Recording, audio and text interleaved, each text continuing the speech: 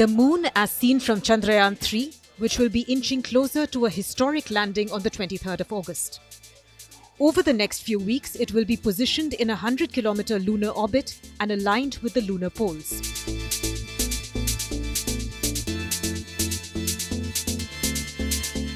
After a precise landing site on the moon's south pole is determined, the propulsion module will detach from the Vikram lander, allowing it to descend from orbit. If Chandrayaan 3's journey till now hasn't been challenging enough, the home stretch has been described by the ISRO chief as 15 minutes of terror.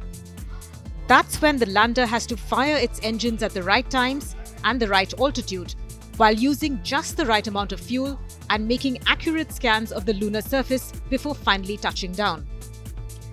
For the soft landing to happen, the lander has to separate from the propulsion module and enter a 100-kilometer into 30-kilometer orbit, which means that the farthest it will be from the moon is 100 kilometers and the closest is 30 kilometers.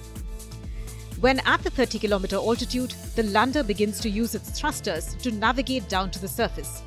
This is referred to as the powered braking phase. While the thrusters help in keeping the lander from crashing, the lander reorients itself to 90 degrees for a safe landing. Then, at around 100 meters altitude, the lander scans the lunar surface looking for obstacles. If there are no obstacles, it will begin a slow descent. The thrusters will keep firing till touchdown. But this is a mammoth task. Soft landing a lunar module will require going from a speed of over 6,000 kilometers per hour to zero. Just hitting the brakes will not help the situation. And this is precisely where Chandrayaan 3's predecessor, Chandrayaan 2, crashed while landing. Even if the speed is reduced, there is the issue of lunar dust to deal with. While touching down on the moon's south pole, the lander's thrusters will blast lunar dust off the surface at high speeds.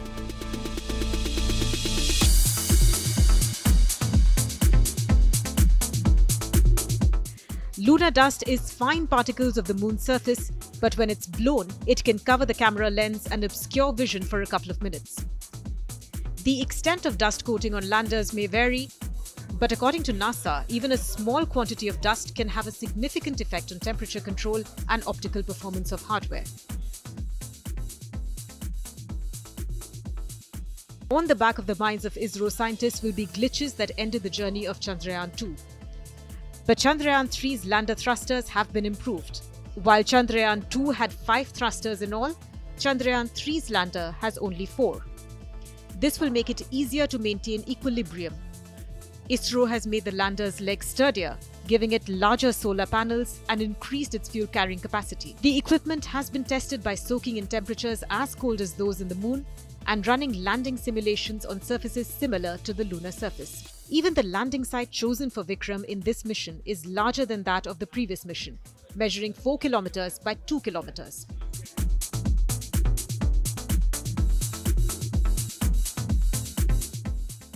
Once landing safely, India will be the first country to touch down on the moon's south pole.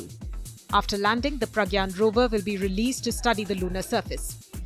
The 6-wheeled vehicle has instruments configured with payloads to provide data related to the moon's surface. It will gather data and analyze the chemical composition of the lunar surface, rocks and soil. It weighs about 26 kgs and has a mission life of 1 lunar day or 14 Earth days. In the end, this mission will be an unprecedented lunar landing accomplishment for India and paves the way for future interplanetary missions.